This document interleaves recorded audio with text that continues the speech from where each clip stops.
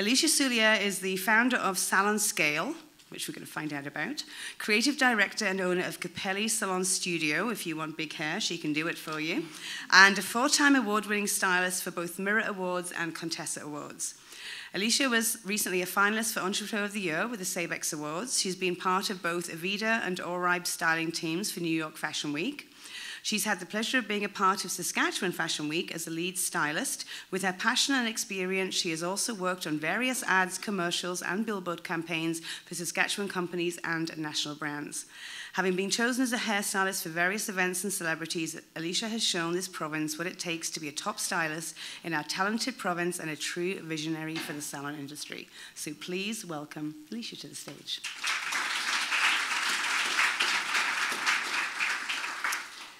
So, how old are you? I just turned 32 on the 10th. Okay. So this lady, really the path from employee to entrepreneurship, I mean, it's rarely a direct one. So tell us about your particular journey. So you became a newly qualified stylist in 2005 when you opened up Capelli Salon in 2011. Yes. We were just chatting about that. And you were 24 yes, at the time. I was 24, yeah. Which is pretty crazy. So how did that all happen? What's the drive? You know, I think as a stylist, I think every stylist dream when they start is, I want to open a hair salon. And then you soon realize, you know, a lot of us realize it's maybe not worth it. And of course, I was stubborn enough to be like, I can do it. So I did.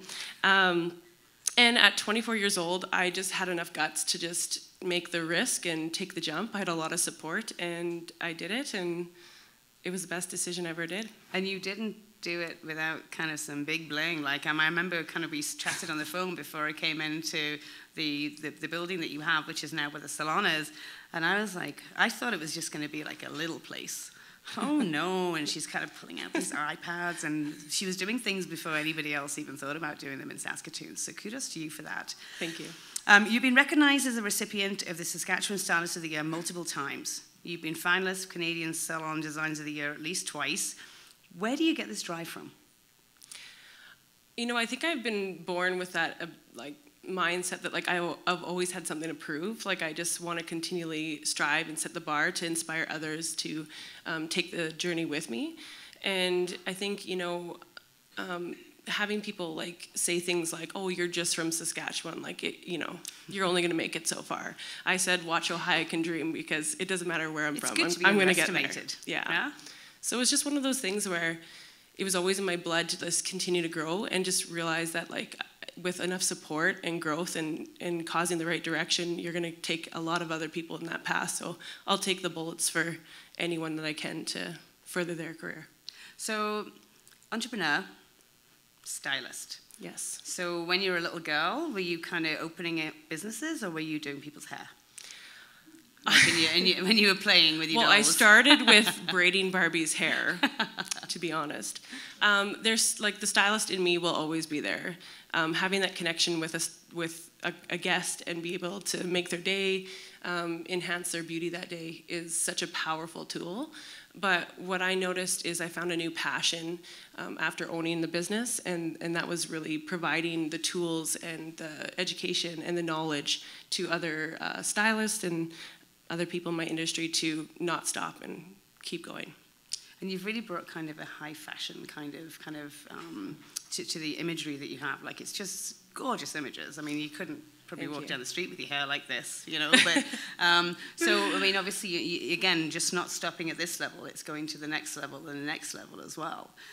So where did you get that from? Like, were you just looking in magazines, or what was the? Yeah, you know, I think as I got more involved in the hair industry, you know, from the magazines to doing runways in New York and being in a lot of these high-end salons, I realized that Saskatoon was really missing that high-end level, and so I wanted to bring it here. I wanted people to feel like they weren't here. I wanted them to have an escape. They're already busy as it is, and when we live in 90% winter, it's nice to have a place where you feel like you're not really here all the time. Yeah, you just need to like slap us up with some oil before we leave in the winter.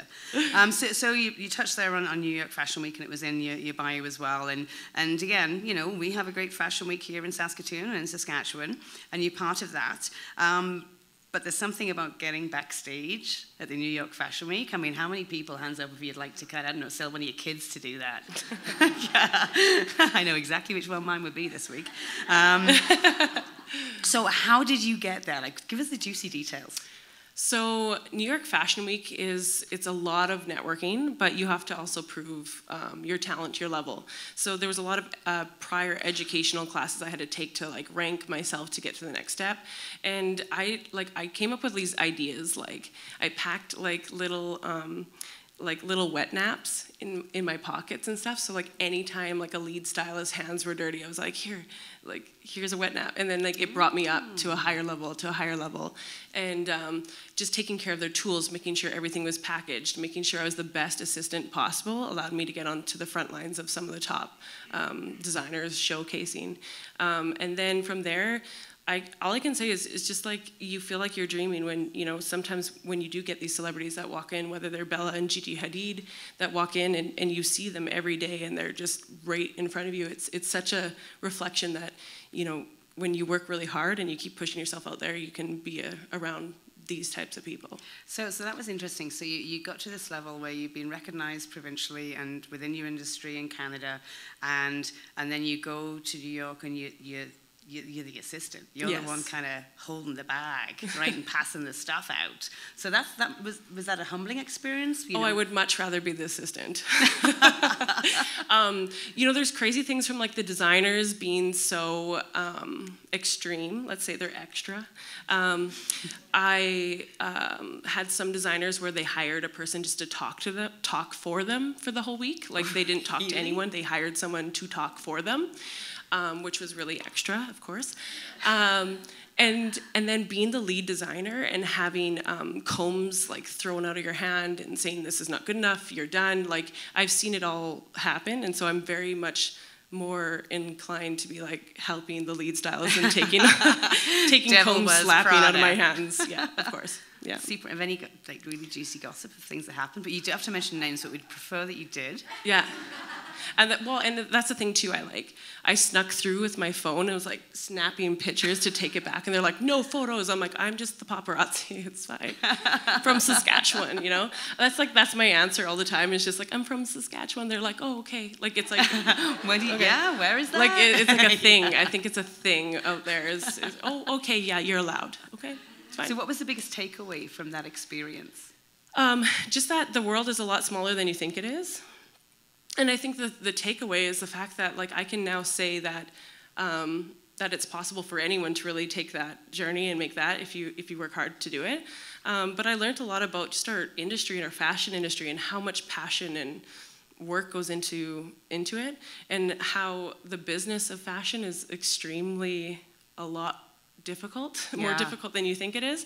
So you get to watch people that spent their entire life inheritance into one set. They've put $50,000 to $60,000 into one show, and it's a make or break. Yeah. And you watch them break down at the end when they have a good show. So it's very empowering to be a part of that. And kind of they have the kind of the screens, right? So behind the screen, it's freaking chaos, and everyone's running around screaming and dropping things and whatever, and shouting at each other and crying, and then they walk out there, and it's like pristine. Yes, and you just have to act like you've just seen it. Oh yeah, I've done this. I've been around this before when there's like all these celebrities coming back to thank the designer, and you're like, hey, I seen you last week, but I didn't. But you just have to pretend that it's, you know, it's like a normal life. So you weren't starstruck? Not outwardly. I tried not to. I was like, like a lot. There was a few people that I saw, like Nigel Barker was someone that, you know, when I saw him, I literally caught my face being like, and he was like, and I was like, oh, geez. And I'm from Saskatchewan. I did that again. And then he was like, oh, okay. Again, it worked. So what did you wear? What was that? What did you wear when you went? I was only allowed to wear all black. I wondered about that. It was a black suit I wore. Yeah. Okay, yeah, because you don't want to be competing. Yeah, you're not allowed to, and some brands will make you wear their their logos or their labels on there. So, but only black backstage. Yeah. Would you go back again? Do it again? Oh yes, absolutely. Okay, so moving from the glamorous runways of New York to diapers. So you are a very, very busy mother of two, and how old are the children? So my son is 5, and my daughter is 2. Okay, so little kids. Yes. Everything is about the why with them right now. Yes. And also, demanding on time, but also mental energy as well. So do you have balance right now? Are you kind of looking ahead and saying, well, I might not have it now, but I've got it there? Like, what is balance to you? And I always like this question. It's a great one. I'm going to say when you did pass this to me, I had to think about this because I think I want to make it clear that it's not easy to balance the work and the career and the kids. But I also want to say that like when you have the right support and you have the right people around you, they allow you to keep going and growing, and your family wants you to succeed, so to do what they can. But it's hard on a mother, it's hard as a female to leave your children sometimes, and when you feel like the guilt comes through a lot, when you feel guilty because you're putting yourself first in certain situations. Yeah. But I think for my balance, I just use the analogy of hats. I wear multiple hats, and when I'm with the kids, I take the work hat off and put the mom hat on, and that means like I'm making forts out of the couches, and we're like we're making popcorn, throwing it all over the house, and we're just having a good time. And that is really important.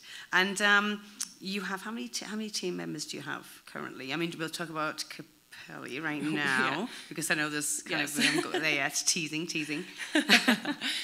With Capelli, we have 12 staff at Capelli. Yeah. And you've obviously managed to not do the entrepreneurial mistake of trying to control everything. You found good key people who you're able to trust. Was that something that came to you naturally? And you kind of lent on the team that you built, or is that something that you've learned? I think I like to think that I have like a pretty good intuition about some people, and just being with them. And I hired really slow and I fired quick. So that was one thing that was, part of my motto right from the get-go. And I'd rather let my customers wait for someone who's amazing than hire too many people. So I hand-trained every single staff member and put hours and months into them, and once they went through my training program, they were ready to take on customers, and that really was the success or the secret sauce of Capelli, was just telling them and appreciating them and really nurturing for them, creating them as like a part of our family, and then that allowed them to be able to take on the next step. Yeah, that's fantastic. And, was that something that, did you read books, or was it just an instinct that you had that you kind of did this? You got some great entrepreneurial friends around you on your table over there. So you lent on them as well, or did you meet them on the journey? Yes, I think, to be honest, a lot of my newly friends here were always huge inspirations to me, and I was always like, one day I will be able to talk to you. And now they're there to help coach me along the way, which is really, it's just such an amazing experience to have that. And I think, you really only know as much as you can. So in moments when I had to make decisions, it's not that I knew everything, but I had to trust what had to happen to make the next steps happen.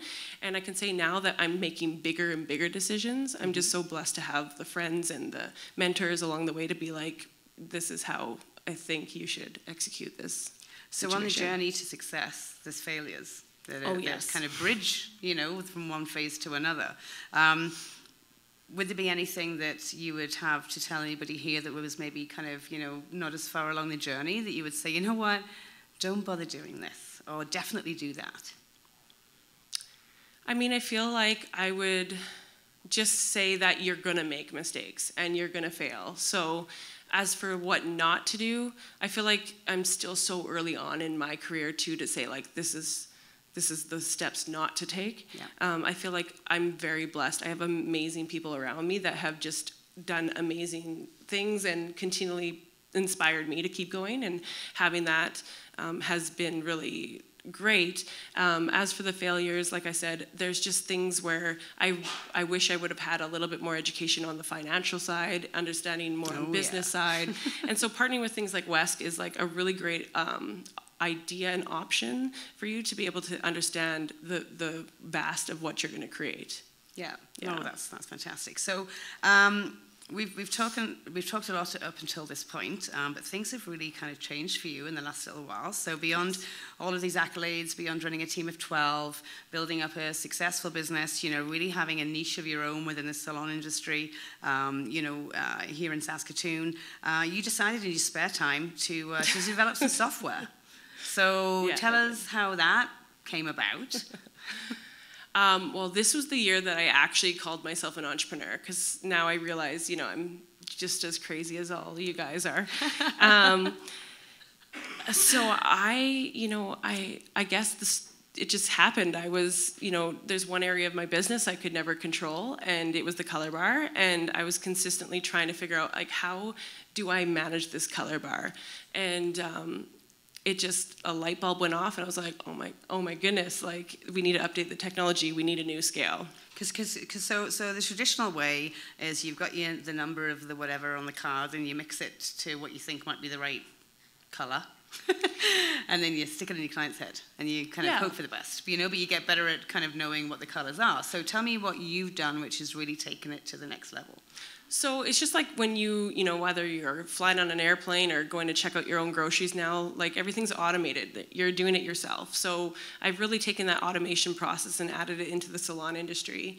And it's just as simple as they're checking out their own hair color now, and in real time, the exact cost per customer. And previous, it was like a free pouring situation. And I explained this before, is hair color is actually almost 4 times as much per ounce than alcohol. So it's no wonder that salons had an 8 out of 10 failure rate because of it. And something needed to change because they were free pouring color. And not that it was wrong, it just wasn't. It was waste. It was wasteful, Yeah. And we needed to find new technology that would separate the parts in the labor. And so that's where Salon Scale was created, and that was... So is it an app? So Salon Scale is the name of the software. An app, yeah, it's an app. And, so it just tells you exactly you have something that goes with it or whatever that they already have. So obviously I have no idea what I'm talking about. So kind of walk me through it if I'm a... So Salon Scale is an app, and it also has a web dashboard. Right. So all the data that's input from the app or the tablet, the phone or the tablet, will go to the dashboard. And then the salon owner or administration would be able to go and figure out all the reports of what was entered in there. And this goes like way big. Like, if anyone's been reading anything on technology in the news, data's huge. Data is like the new thing, right? So what we've discovered is the fact that we can now in real time tell anyone from distributors to manufacturers what is sitting on the shelves of every salon in the world. And what happens with that type of information is we can now feed that back to the manufacturers so that they don't overproduce, or they produce the right amount in the right areas of the world. And that right there is the ticket to Salon Scale. Salon Scale is much more than just saving salons. Yeah. It's really about saving the industry from overcreating or overproducing, and just giving the data that we need. Okay, and so you have the idea, you're like, somebody needs to invent some technology. Yeah. So we all have ideas, right? We've all had ideas, and then, I had one with Trusted, and I was just really scared that somebody else would come up with the idea, which is why I risked everything and did it. Yeah. You already had a successful business, Yes. that was keeping you busy and the family. So was it just that you were like, that's it?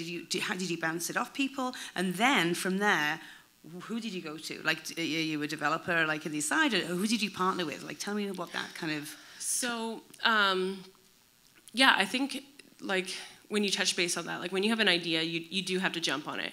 And one thing, too, is, like, I just would like to say is, like, don't ever be afraid to just act on those impulses. And sometimes we get a little narrowed in and think, like, we're the only one that's going to be able to have this idea. And it's, like, not real.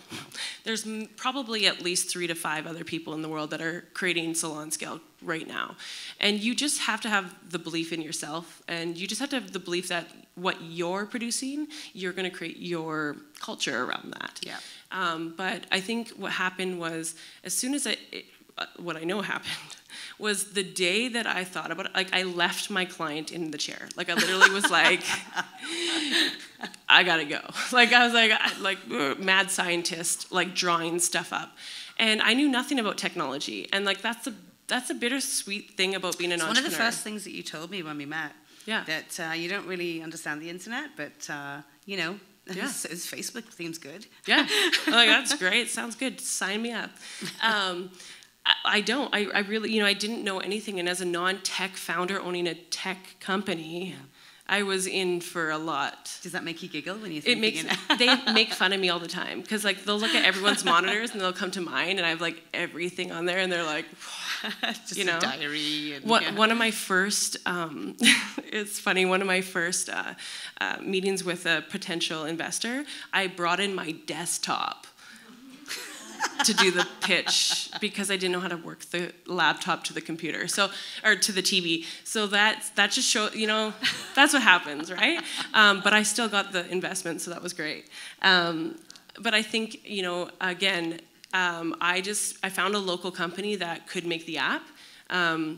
We negotiated on a price which was a lot less than what it ended up being later. Apps are expensive, just so you know. Yeah, it is. Got one, yeah, big investment. And then I started learning things about, the language and working with Java or Python or whatever they're talking in, and as a hairdresser, I thought that was my only path. And I realized now it's my mission. I need to know more about the tech space and understand how things are created on a computer side. Yeah. And I said this, I launched on the 8th of June here at Village Guitar. And when I launched, I said, hairdressers and developers aren't that different. We do want to create beautiful works of art, whether it's a string of code or a beautiful color. We are doing the same things, they're just one's on a computer, one's live. And if we spent more time kind of thinking about other people's positions and jobs like that, it would be a better world, people. Yes. It would. Okay, so that's the end of the kind of really serious questions. We have some more after this, but this is the time when I open up the floor to questions, and I'm sure that we have lots because we've got a very intelligent, inquisitive crowd, I can see. So who'd like to be first? Not yet. No, that will come at a good price. Our whole mission at Salon Scale is just to save one salon at a time right now, but that's just the power of where the data can go. We're not going to do anything that will compromise the industry to do anything but make it more positive. So we need to explore those options before I'm selling any of that type of information. Yeah, good answer. We have a question over there. Yeah, that's a very good I am working on that. So I'm now in the business of building people. So in my salon, it's not that I'm going to create more salons. I'm going to create more opportunities for the people that work for me to open up more salons, hoping to do some type of franchise situation and really grow these, young new entrepreneurs into the scene and really coach them as people to believe in themselves and to build their own salons. So at this point, I don't want to be the sole one creating location to location. I want to really inspire the team that works for me to have their moment and share that pot with them. Yeah, no, it's a great model. I did the same thing with Regina. Somebody that worked for me now owns Regina, and it's just, yes. You got someone there that kind of cares as much as you do, and that makes a huge difference. So yeah, absolutely. Yeah. So we're going to break it out into the final quick fire round, and these are the 7 revelations of Alicia. This is a fun round with snappy answers, although most of the time it doesn't become snappy. I'm not that snappy. I'm Italian. I talk too much. I'm sorry. Okay, what is the best advice anyone has ever given you? I'm not so snappy at this. The best advice would be to just believe in yourself and go forward. Yeah. What's your best hair tip? Don't be afraid of a blow dryer. So you do the big blushes and stuff. That's great. What do you do to relax, de-stress? Good question. What do you do? What do you do? Just enjoy time with my family and try to just take off that hat and put on the family hat. Yeah. Mm-hmm. Favorite food and place to eat it? So my favorite food is gnocchi, and the favorite place to be is at my mom's house. My mom makes it from scratch, so it's amazing. It really is. What is your pet peeve? I guess being unorganized. Is that other people? Or no, they're all organized. My pet peeve for myself is I am not. But everyone's like, oh, you're so organized. I'm like, no, I am not. So how do you manage that? With a lot of people. There's an app for that, Yeah, there's an app for that. What would you grab if your house was on fire? My kids? Well, of course, the kids are out, right? So all the family's out, the dog, the cat, the kids Okay, are so out. all the things are up, but what would I grab? Yeah, I would have to... I would grab, photos, just anything that I had, on a USB or something. Yeah. Who is your biggest inspiration? I have so many. It's hard to narrow it down. No, that's okay. I say my biggest inspiration is anyone that is in the path in front, that is like my North Star. Like, I'm going in this path, I want to be where you're at, and those are the people that are my biggest inspiration. Yeah, awesome. Well, that was fantastic. I hope you enjoyed meeting Alicia and kind of finding about her journey, which is by no means, I don't even think halfway kind of through here. So thank you very much. And now we're just going to draw for the winner. So if we could all put our hands together and thank Alicia. Thank you.